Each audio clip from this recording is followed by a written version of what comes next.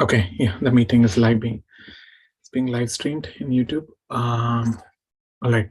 So, what today, one important topic, very important topic that we will discuss is about, did Rama have meat?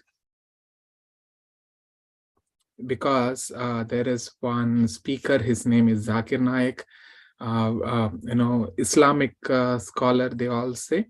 So he mentions in this thing that Rama had eaten meat. So what's the problem for Hindus to eat meat? So there are few things, and why even that that kind of translation happened, or someone had translated it, why it happened. So with that all we will discuss. Now there are few verses which will basically, if you word to word you translate without knowing its secondary meanings, then it'll lead to all these kinds of confusion. So yesterday we discussed that Kaikeyi orders Rama that you should go to the forest and live like a sage.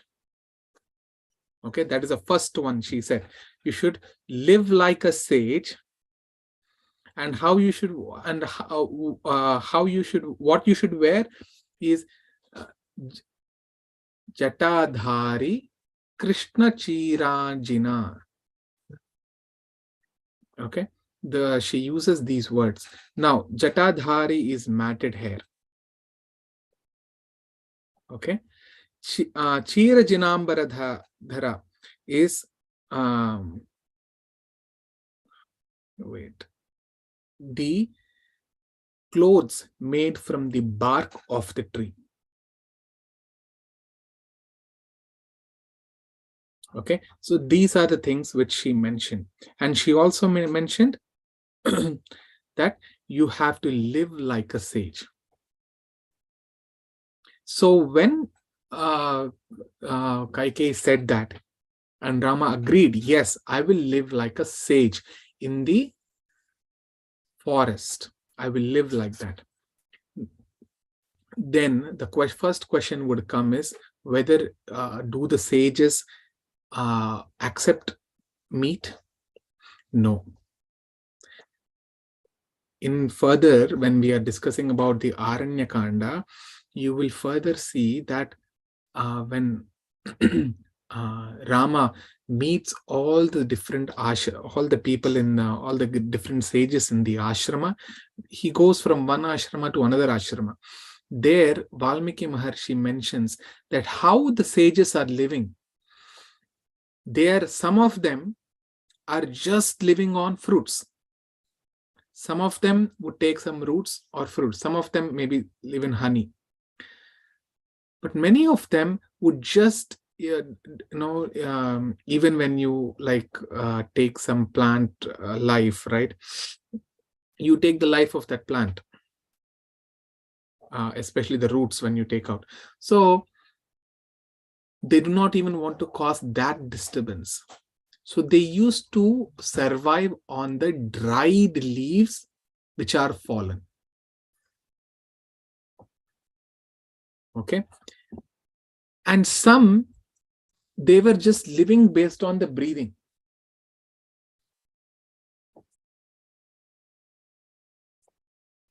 So sages were living such an austere life in the forest. Then we discussed that Rama, he takes leave of Kaikeyi, and then Dasharath Maharaj and Kaikeyi from the quarters of Kaikeyi. Then he goes first to Kausalya Devi, to his birth mother, and pays obeisances to her and explains everything.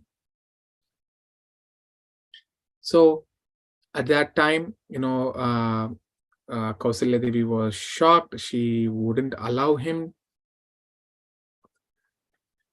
to do that. Just 1 minute.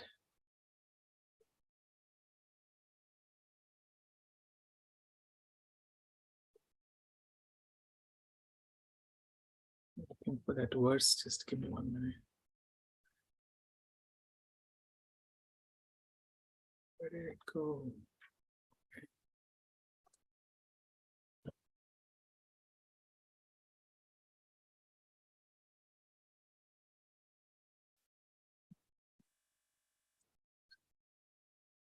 Just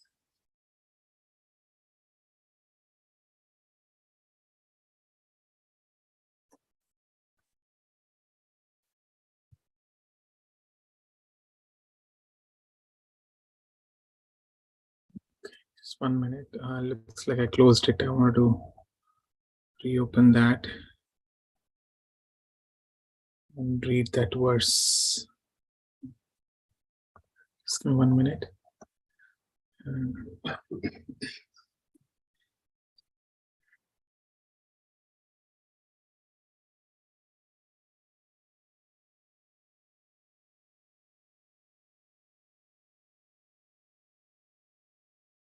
Yeah. Okay. Right. Now, Kausalya Devi, she becomes very disturbed by listening to this. And then, after so much of conversation between Rama, Lakshmana, and Kausalya, finally Kausalya Devi gives her blessings. At that time, Rama tells her in the 29th verse, okay, in the 29th verse of Ramayana, let me bring that also. See, this is the problem with just the translators. In the chapter 20 of Valmiki Ramayana, verse 29.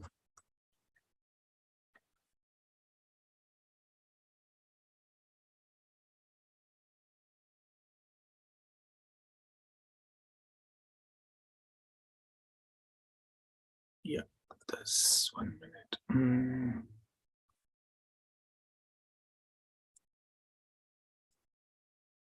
Screen 2, screen 1. Okay, this is the verse.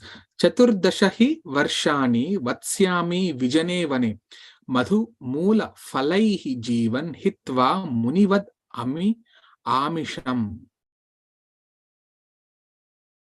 Okay, so Rama is telling to Kausalya Devi that, you see the translation, I shall live in a solitary forest like a sage for 14 years, leaving off meat and living with roots, fruits, and honey. So this is a wrong translation. Actually, what it means is, I have the book. I don't have the PDF version of it. I'll take a photograph of this and send it. It's 20th chapter.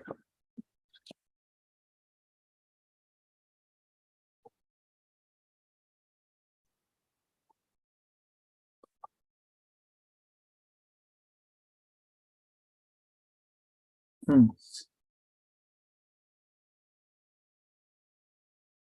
Hmm.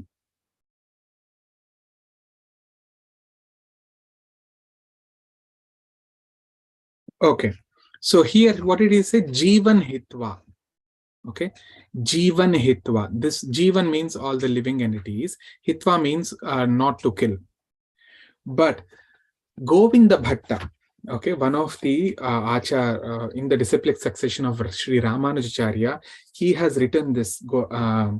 His name is Govinda Raja. Okay, and he has written the Ramayana Bhushana. He's given the translation and commentary on this, on the Ramayana. And what he mentions is Jivan. Jivan doesn't mean that the living entities. It is to live. Jivan hitva means to live. Okay. And hitva means what? Hitva munivad amisham. So amisham actually means that the royal objects of enjoyment. So since I'm a prince here, I'm enjoying various sense enjoyments, objects of enjoyments in this palace as a prince. So hitva munivad amisham. So it means I'm going to leave that kind of sense enjoyment and live Jivan Munivat, live like a Muni, live like a sage. So Jivan is to live. And what translators have done here in this example, if you see, they have translated Jivan as meat.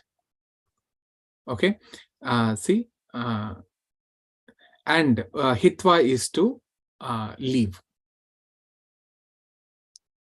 So this is one example. Now, Zakir Naik also tells this. If Rama had said this, leave off the meat, why would someone say, I leave the meat and no, live with fruits, roots, fruits, and honey? Now, this is another point which we have refuted is, suppose, nowadays, that in India, the child is there under the parents' care until his 12th grade, and he would be following all the rules and regulations very nicely in the family, without eating meat, without drinking alcohol or cigarettes and all that. So if it is such a cultured family, and when he's going on to a give me a moment.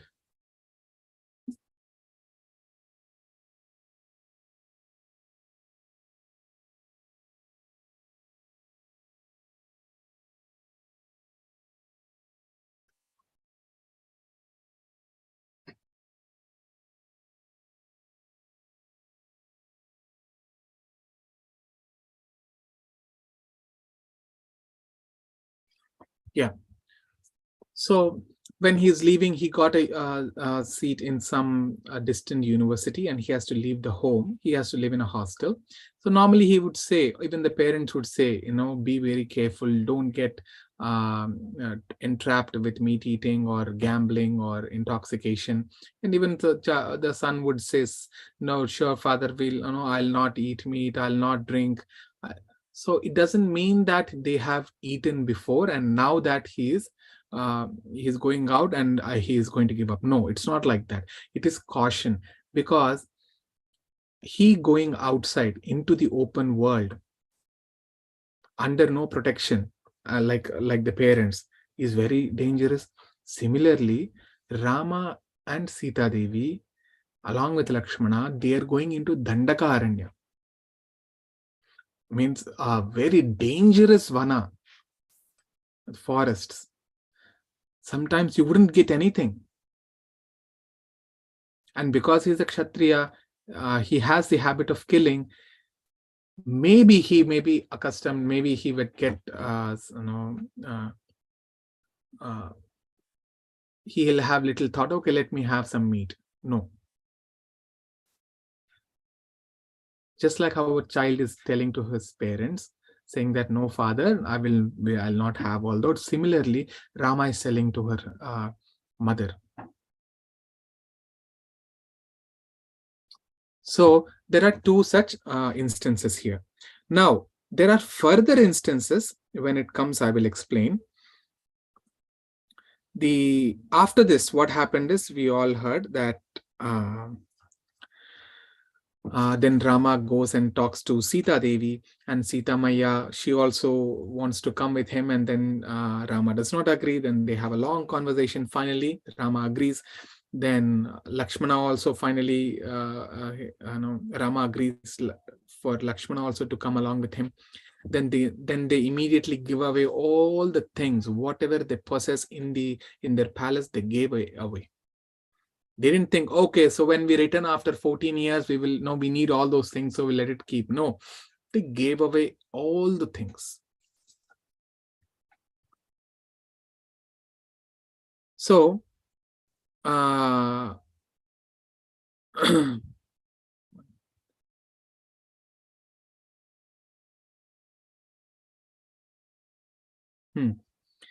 then they gave away, and then we also saw that a Brahmana came, Trijata, his name was Trijata.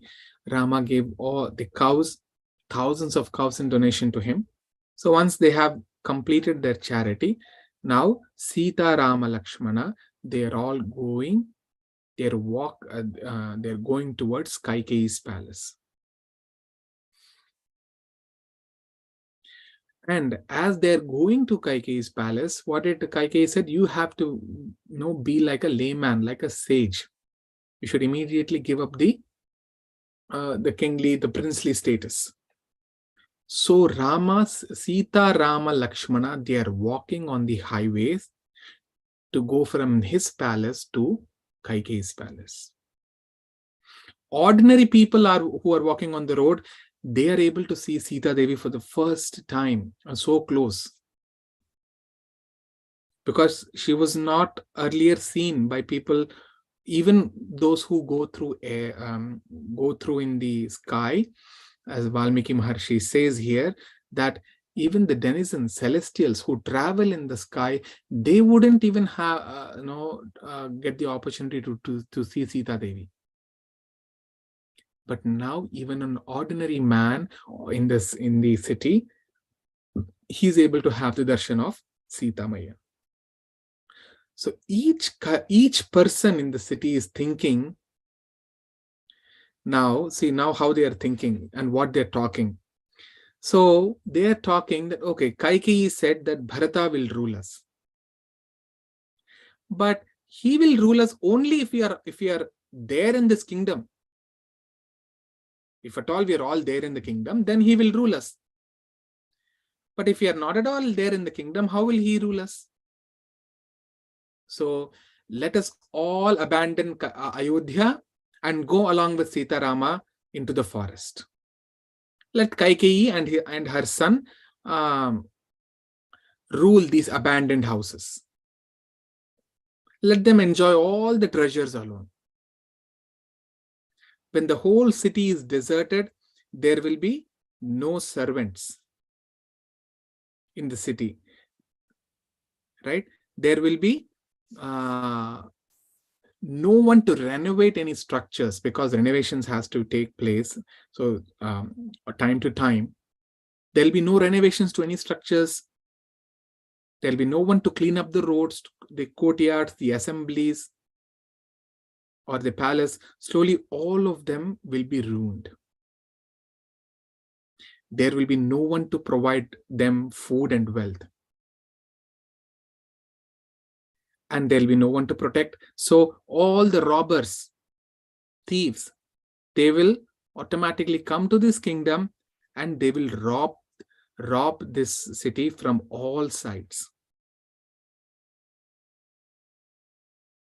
Worship is going to stop in the temples, because all the Brahmana, they're also going to follow Sita, Rama, Lakshmana. So temples will be deserted. And slowly the whole city will be covered by dust. Everywhere there will be rats or mice running here and there. There will be no sacrifices done in the city. There is no more chanting of the Vedic hymns. And there will be broken vessels scattered all over the city. So the whole city will become a ghost town. And if we all go with Rama to forest, what will happen? We are going to inhabit the entire forest. Automatically, all the animals will come here, because we are inhabiting in the forest. Automatically, the animals will not have place there. They will inhabit this abandoned city. All the elephants, lions, and tigers and snake, they will come to Ayodhya. So the citizens are talking. So let's make the forest as Ayodhya, and this Ayodhya will become forest automatically. Let Kaikeyi and Bharata nicely rule this forested city. So the people are talking like this as Sita, Rama, Lakshmana, they are walking on the streets. So now they reach the Kaikeyi's palace, and they reach the chambers, inner chambers, and Sita, Rama, Lakshmana, they went to Dasharatha Maharaj chambers and informed the Sumantra that no, my dear minister, please inform the father that we have come here and we are ready to go to forest. Can you please ask him, because we are leaving, can you please ask him to give one final darshan to us? We want to see him one final time. So Sumantra went inside and he informed Dasharath Maharaj. But the king, Sita Rama Lakshmana, they are outside of that chambers, of Dasharath Maharaj chambers. And as Sumantra came inside, Dasharath Maharaj said, no, don't ask them to wait. And meanwhile, Sumantra, what you should do, you go and call all my wives. Okay, you call all of them here immediately. Why is he calling? Because if they all come, they might scold Kaikeyi. All of them together. So Kaikeyi might realize her mistake and she may withdraw her bones. That was his thought. So Sumantra went and invited all the 360 queens. And after the arrival of all the queens, now Dasharath Maharaj says, Sumantra, go and bring my son here. Now Sita, Rama, Lakshmana, they entered the chambers. The moment Dasharath Maharaj saw them, he ran towards them and, unable to run, he collapsed and he became unconscious. And Sita, Rama, Lakshmana, they also came running towards their father to hold the king. Now, as the king collapsed, thousands of women who are in the palace, they are crying. They are saying, what is this? What is the fate? What is our fate? How much bad karma we have done that today we are seeing this kind of a scene. And they didn't say one by one. All of them at once they said, what is this fate? Entire city was weeping because of one lady. And she's so stubborn. So she didn't change her mind. Kaikeyi did not change her mind, even though all 360 queens came, the women were crying, and the entire city was weeping. There is no change in her heart. She stood very firmly. Then Rama and Lakshmana, they held Dasharath Maharaj in their arms and they were crying, and slowly they laid him on the couch. And after regaining the conscious, Dasharath Maharaj said, my dear Rama, I have been cheated by this Kaikeyi. I was bound by her wishes. And I have become old.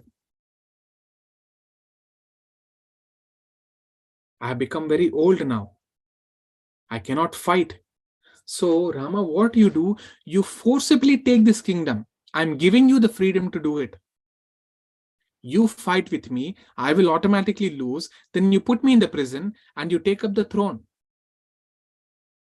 This is a Rakshasa type, the demoniac way of taking the kingdom. There are different ways of taking the kingdom also.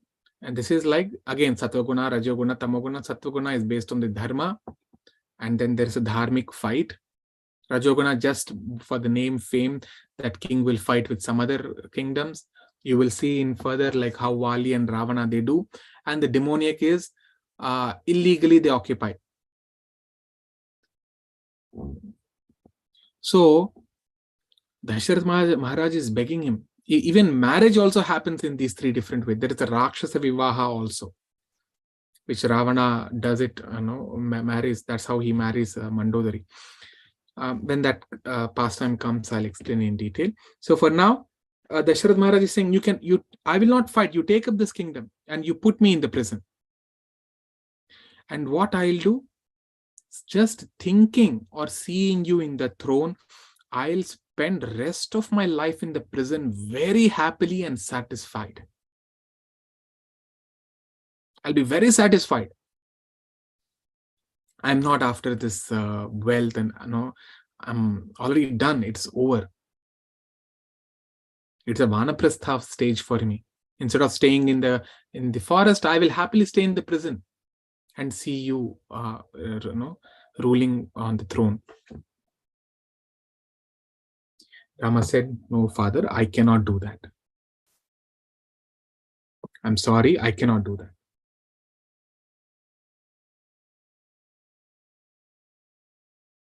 Then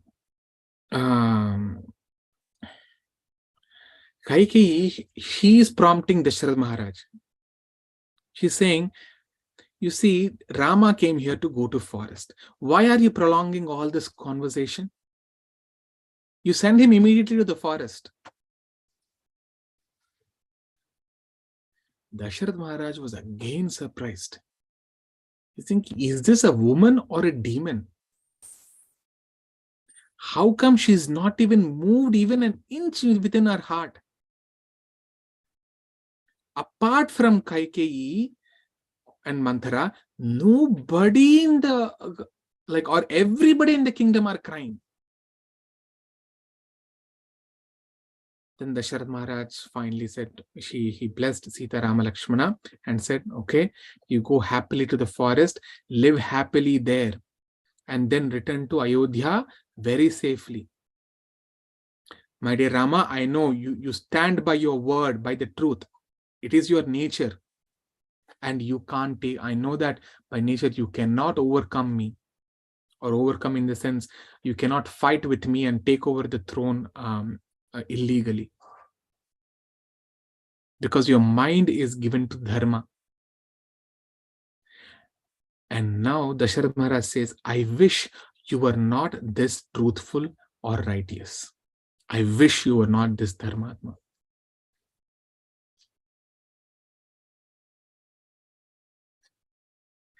And anyways, whatever your decision is, it cannot be reversed.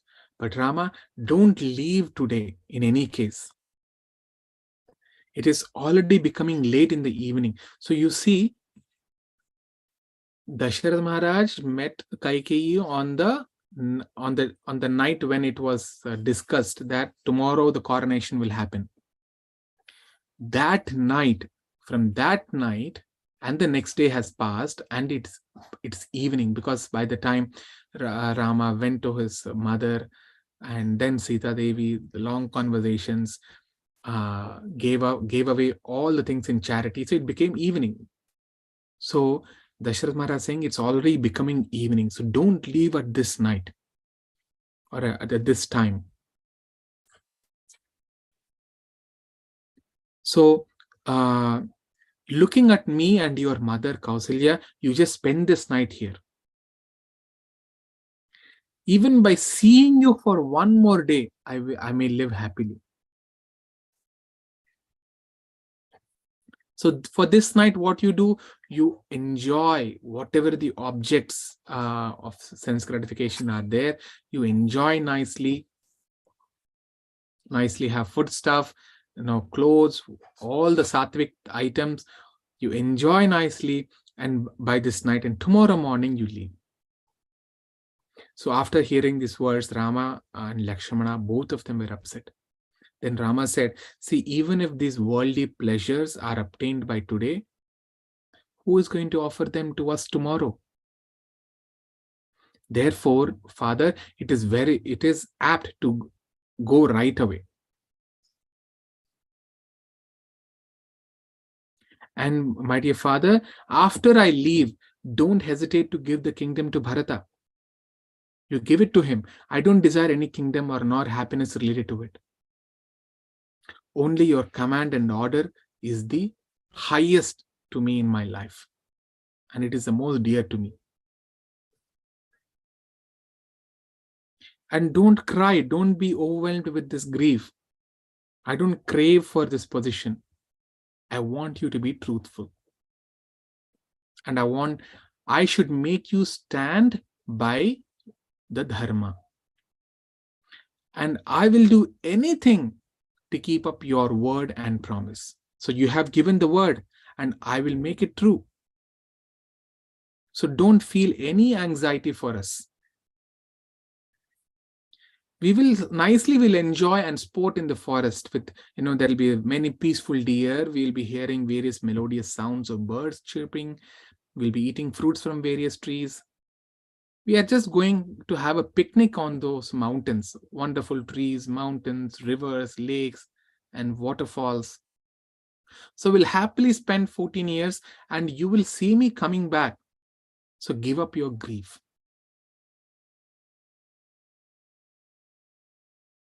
Then Dasharatha Maharaj embraced Ramachandra, and again he was tormented with grief and distress. And he fainted. He lost his consciousness fully and he couldn't move a bit. So when he lost his consciousness, all the queens who were assembled there, they began to cry except Kaikeyi. Sumantra also started weeping. The prime minister, he also started weeping.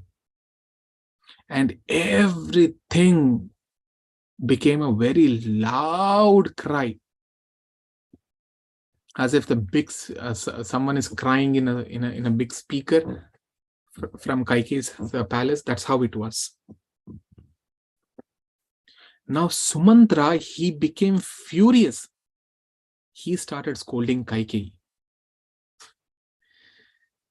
He said the dharma of a chaste wife is to follow her husband faithfully, considering that her husband is also following the dharma. Okay, that is that's of prime importance. So Sumantra is saying, Kaikeyi, you are torturing your husband so much.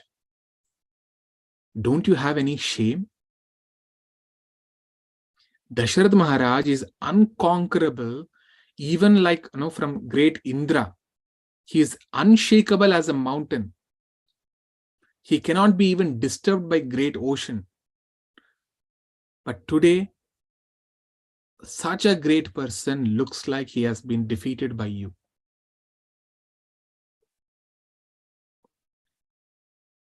By torturing him with your actions,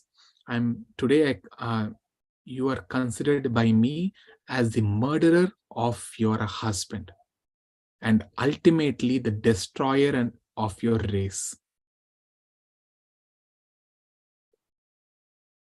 For a woman, for a chaste wife, the will of the husband is superior than that of 10 million sons.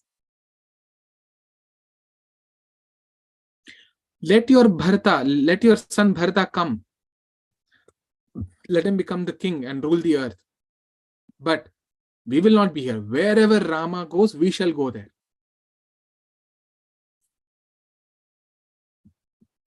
And what pleasure will you get by getting this kingdom for your son when nobody is living here? Everyone has abandoned. What pleasure will you get?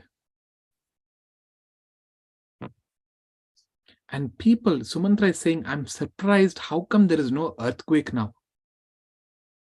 Because this earth, how could earth still stay so firm after such a instance? And he's saying, how come the curses from so many people and citizens of Ayodhya, they're not killing you? Amram chitva kutharena nimbam paricharetuya yaschenam payasa sinchi annevasya madhuro bhavet. So he's saying how you're not even dead by the curses.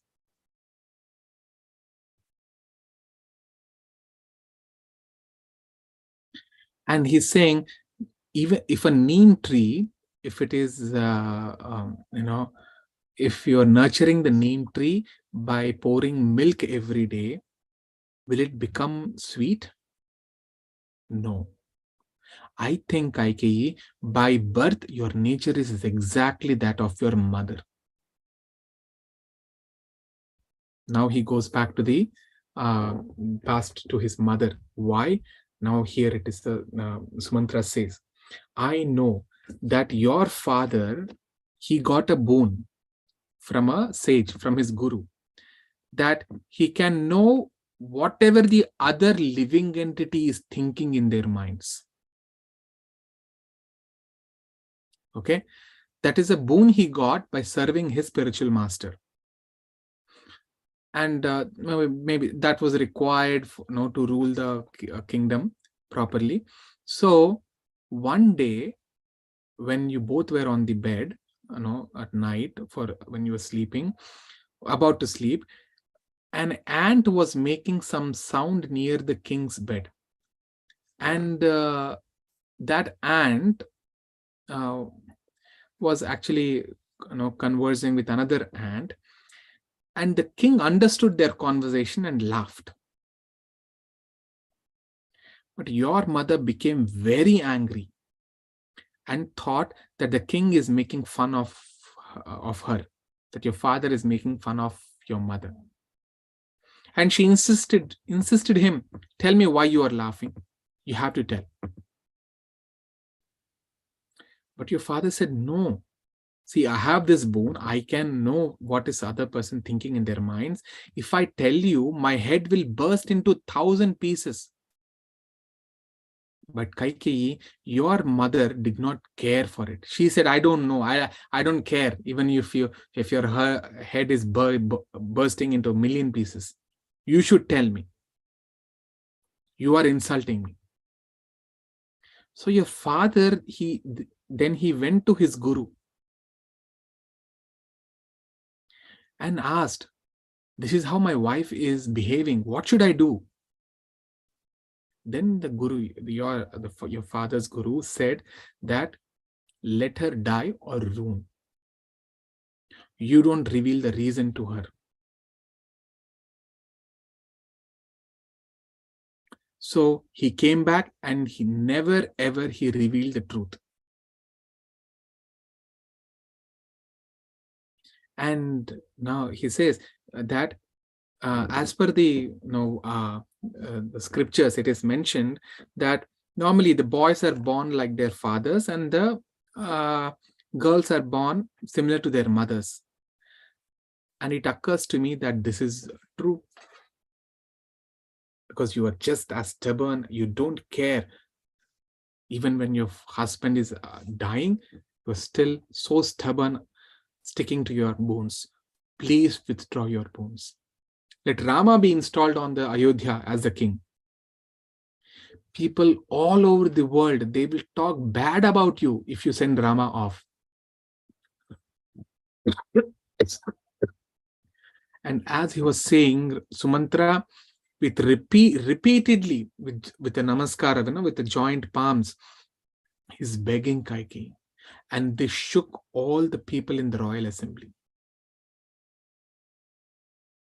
And but there was no change in Kaikeyi's heart.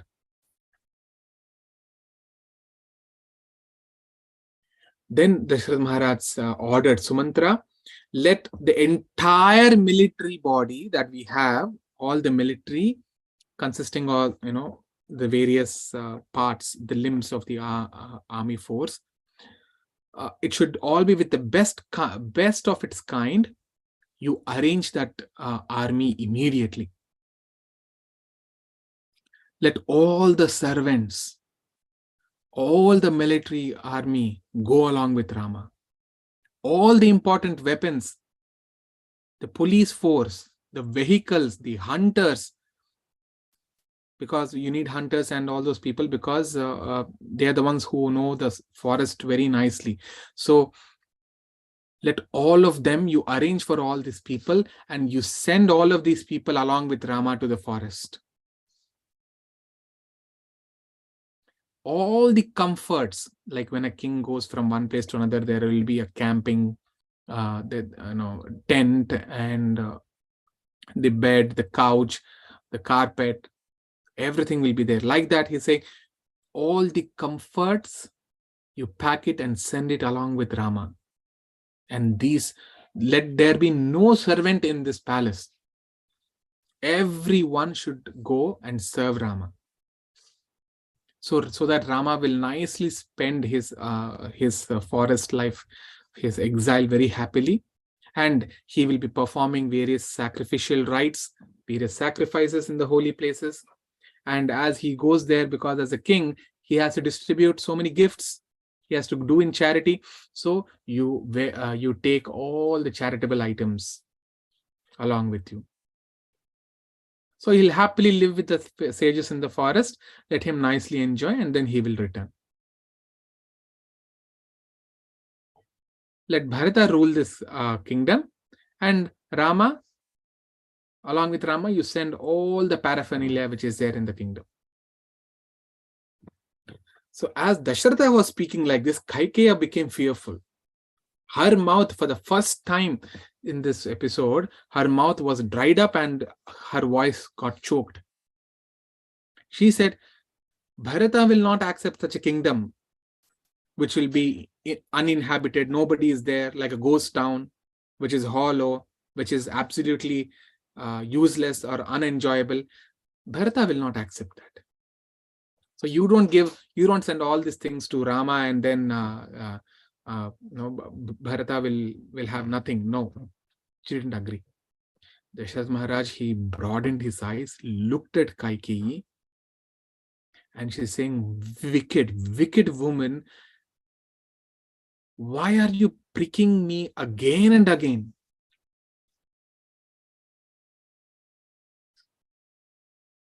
So if this is what you wanted, you should have told it as part of the boons itself, that Rama should, when he is exiled into the forest, he should not take any of the comforts with him. You didn't say anything.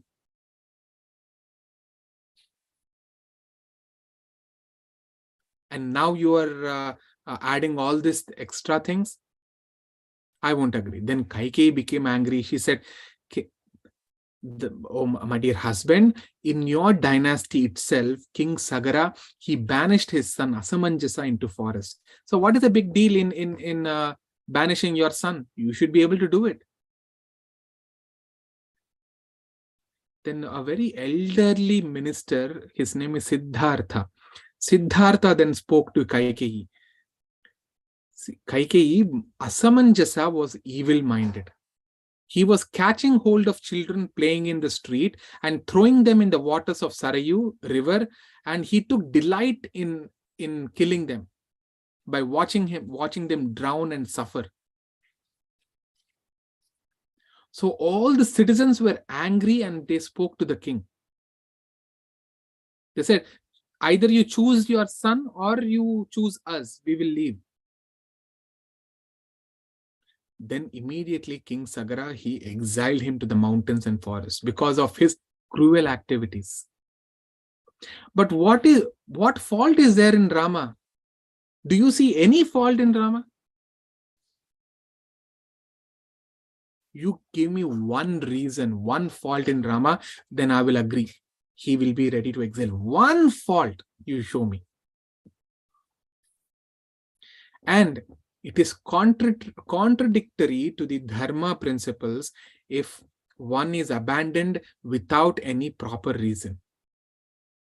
Or if an innocent person is abandoned, who is like a person who is devoted to a good path, to a righteous path, to the devotion, and if he is abandoned, it is against the dharmic principles. Now Dasharatha Maharaj is looking at Kaikeyi again. Now don't you agree with Siddhartha? He's telling the right thing. But there is no change. Then Maharaj says, Kaikeyi, to me, you are like a dead person. You're not alive at all. I'm going to go with Rama now. I'm abandoning all my kingdom, all material happiness, comforts, and wealth. And I will go with Rama. You enjoy the kingdom for a long time. Happily together with Bharata, you enjoy. I'm going. But Rama, he didn't agree. Rama said, my dear father, what is the use of all these comforts to me? I have to live like a saint. I have to give up all the objects of sense enjoyments. I have to be like a mendicant. So what is the use of army accompanying me? It is then he gives an example. Normally, the best elephant, the first class elephant, is tied with a rope.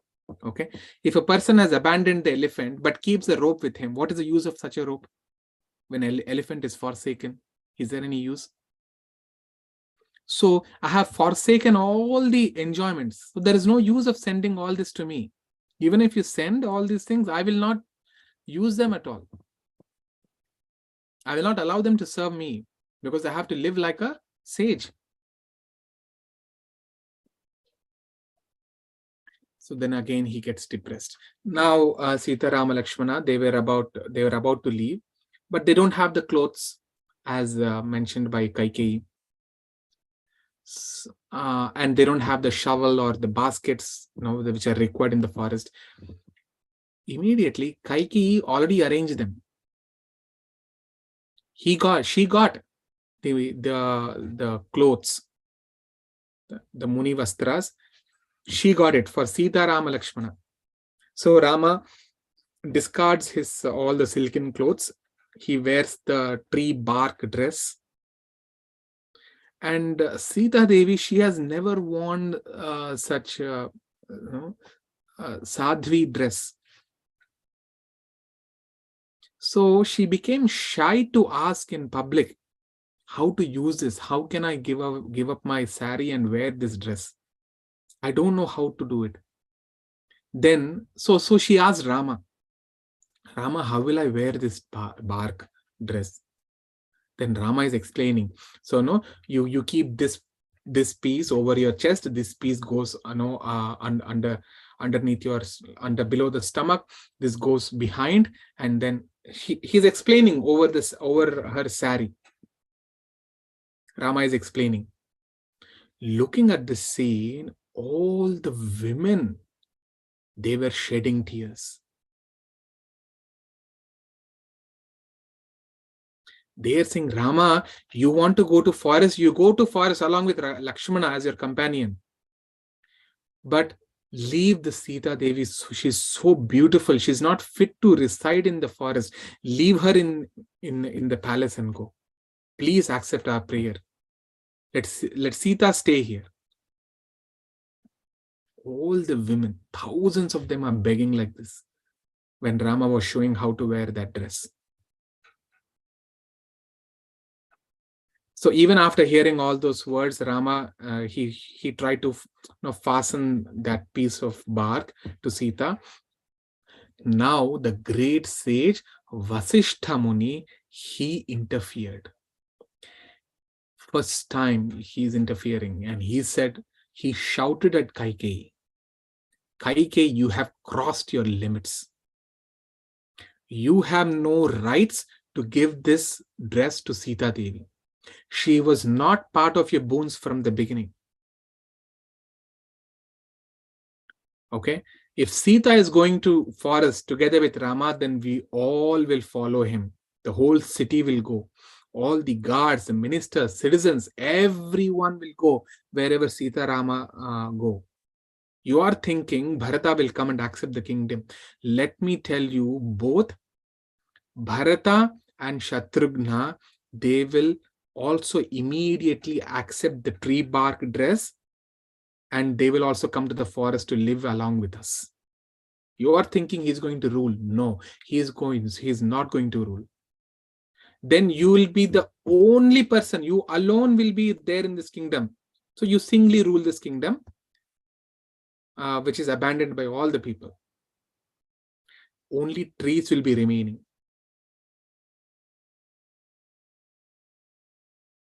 This kingdom is not offered to Bharata by his father naturally. You're forcing him to take it. But let me tell you, Bharata will not accept it.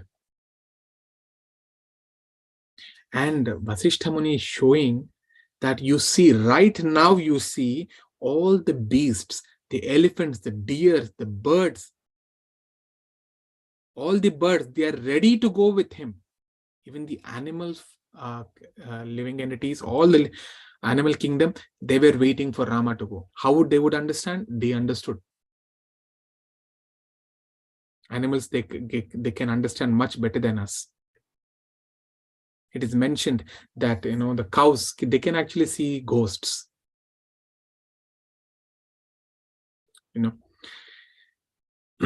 They understand much better if a person, the head of a person in a house, he's a head and he's taking care of certain cows, and if he leaves the body, the cow does not come inside and see whether the man has dead or not. Staying the cow, although it will be in the goshala, it'll understand, oh, the person has left his body already, and it'll cry. A cow sheds the tears, just as a mother. That's why highest respect is given to the cow. No other animal will understand. A cow understands it.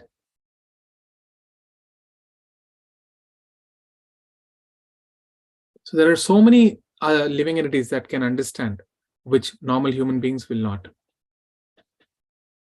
So it is mentioned that even when, suppose there is a mother and son, and even a father is there. Now the son was very close to them, and the family is very cultured. They follow the devotional principles, and they have a good attachment to the son. And if that son has traveled very long distance, son or a daughter, and they are in some great danger, their parents, maybe in some other country, they will be restless. They don't know why they are restless. They will be restless. So it's all mentioned even in Mahabharata. Sometimes the mood is off. You would not know why. Everything is good, but the mood is off. You don't feel good at all. Mahabharata says that someone close to you in your previous birth has died.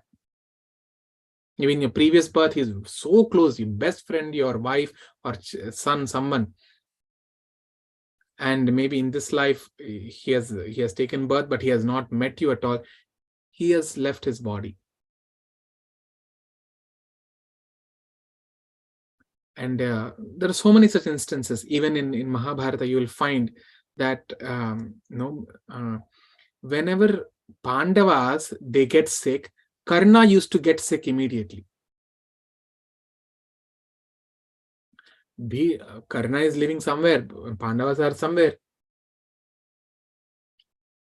So Bhishma Dev understood Karna is Kunti Devi's son. It is natural that if even this happens with the blood relations, as per the Mahabharata, that even when he is distant, he will not feel good and he will feel sick. So when Bhishma was on the bed of arrows, he explains to Karna, because Karna comes to him crying, and Bhishma Dev couldn't open his eyes. But he said, looks like one of the Pandavas have come. And then when Karna starts speaking, then Bhishma Dev says, yes, I understood. You have come. You are actually one of the son of Kunti. And he explains all this, why, the reasons. So there are different things that, that cannot be explained. But all those things happen. So Vasishtha Muni is saying, have you seen the beasts? Have you seen the elephants? Even they are lamenting and crying, and they are waiting when they will, they're waiting to go along with Rama. Look at them. They have all turned their faces towards Rama, and they are waiting. Even the trees have turned their branches towards Rama. So Vasishtha Muni, he prevented Sita Devi from wearing the bagh dress. And then he said, let Sita Devi be decorated daily. Let her be adorned with various ornaments and jewelries. As she lives in the forest, let her be like a queen. Sita Devi, she should go with all the various conveyances, and she should go with many attendants, with all different dresses and all the accessories. Tasmin tatha jalpati vipramukhe gurau drupasya pratima prabhave naivasma sita vinivritti bhava priyasya bhartuhu pratikara kama. So even though Vasishta Muni was saying all that, Sita Devi did not turn away from her resolution to follow her husband. She was still continuing to wear the dress of a sadhvi. Just, and Valmiki mentions, just like a helpless woman, she is wearing that dress. And all the people there, they are crying loudly. And they are disgusted and frustrated with Dasharatha Maharaj. She is saying, they are cursing him. Looking at that, Dasharatha Maharaj, he lost interest in his life. Any religious merits or something, or even esteem, nothing. He lost interest in his life. And he had very little energy. With that energy, Dasharatha Maharaj spoke, Kaikeyi, Sita does not deserve to go with dresses made of kusha grass. Okay. She's not fit for forest life. Did she do any harm to you or anyone? See her, she's standing dumbfounded in the midst of all men. She is the daughter of Janaka Maharaj. She's not an ordinary woman. She need not wear this dress of grass or bark. There was no such pledge was given by me earlier. So let this princess go to the forest happily, with all the valuable possessions. Now Dasharatha Maharaj turns to Lakshmana. Lakshmana, how much ever saris are required or dresses and jewelries are required for 14 years, you carry. And he ordered all the servants, you pack for 14 years, how much ever things are required for Sita Devi, you send along with Sita Rama Lakshmana. Lakshmana will carry it. She should live like a queen when she's in the forest.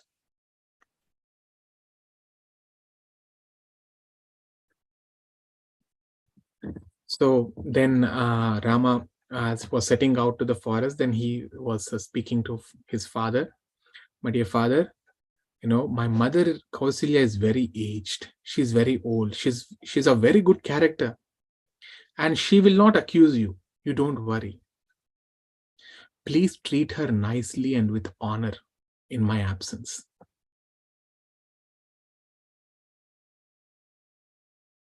So that she'll not be distressed in separation of me.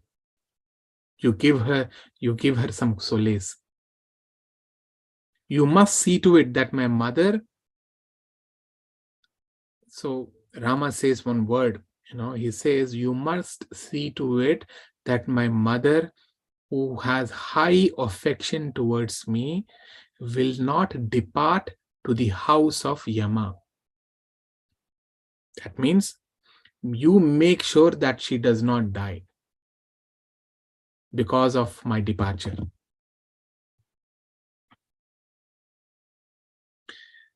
Now, hearing those words, Dasharatha Maharaj, along with all his wives, they fell unconscious. So many times Dasharatha Maharaj was falling unconscious, then again regaining conscious. He speaks something, again falls unconscious, again and again and again. So after regaining his consciousness, he couldn't even look at Rama and speak. It looks like, I think previously many people, it looks like it's all my bad karma. I have separated I have separated many children from their parents. And look, and all that karma has come to me now. And you see, all the people they're here, they're suffering on account of only one woman, who is Kaikeyi. And he wanted to speak more and more, and he's saying, "Oh, Rama, Rama," and then he's falling unconscious. Then after regaining again his consciousness, he calls for Sumantra, and he orders Sumantra, "You bring a chariot and you get it ready for Sita, Rama, Lakshmana to leave. And you leave them in the forest and you come."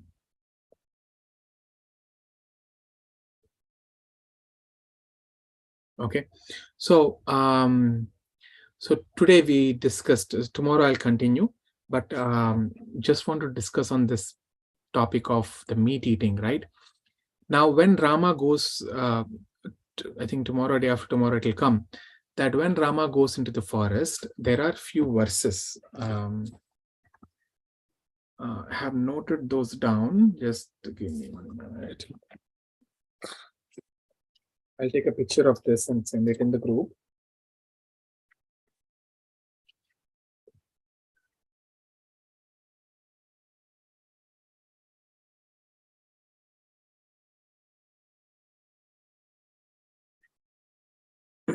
Yeah.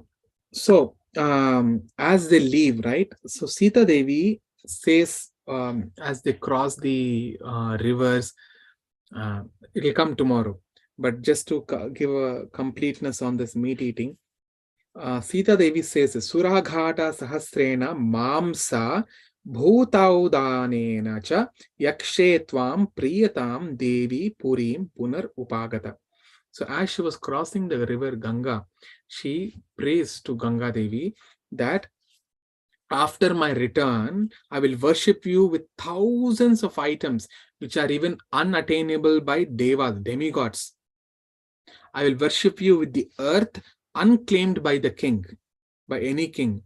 I'll worship you with the clothes and boiled rice. So as she goes, right, all the auspicious things, they are being worshipped by Sita Devi. Okay, in this verse, they again take this verse. Oh, Sita Devi mentioned this Mamsa Bhuta Denena. Bhutaud Udanene. So here, this word Mamsa is referred. Now, Mamsa does not mean only meat.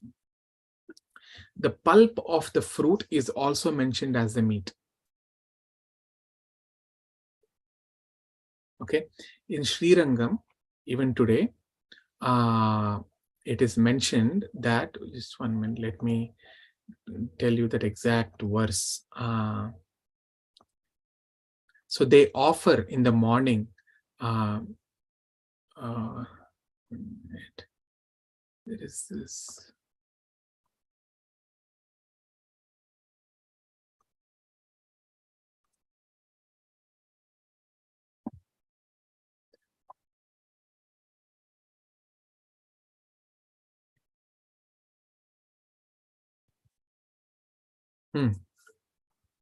So in Sri Rangam temple, the priests say, "Iti amra mamsa khanda samarpayami." So in that verse, it is said mamsa khanda. Mamsa itself is non-veg. Khanda is a piece. So does it mean that they're offering a piece of meat to Ranganatha Swami in the temple? No, it means that Amra Mamsa Khanda. Amra means mango. So some unauthorized translators, they translate like this: to Ranganatha, it is offered both mango and the piece of meat. No. the priests say that Amramamsa Khanda means a piece of the pulp. I mean, that they offer mango, but that mango they offer only a piece, and that too the pulp of it, not even the skin. And that's how they offer to the Lord. And in another verse, there is another verse again, when Sita Rama Lakshmana, when they first step into the forest, it is mentioned that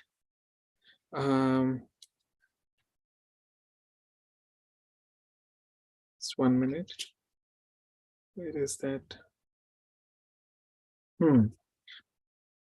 Kroshamatram tato gatva bhratarau Rama Lakshmanau bahun medhyan mrigan hatva chera turyamunavane.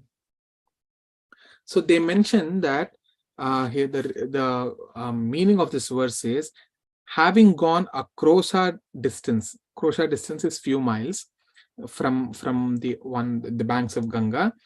The brothers Rama and Lakshmana, they killed many mighty, ferocious animals on the way that came in their way, and they walked in the forest by the river Yamuna. Okay, so here it is mentioned bahun medhyan, okay, mrigan hatva. So the translators, they translate mrigan as deer. It is said as medhyan mrigan. Medhyan mrigan means very ferocious carnivorous animals. So you can kill at what point, only when your existence is in question, like is doubtful. So when a carnivorous animal is attacking you, you have the right to kill that animal. You will not be getting the bad karma for it. And they are going in the forest, and they are facing all these obstacles. The ferocious animals are coming to attack them. So it is mentioned as that as they travel, they have killed so many animals on their way because they were trying to kill them. Medhyan mrigan hatva. Hatva, again the word hatva, killed them. Cheratur yamuna vane, as they walked.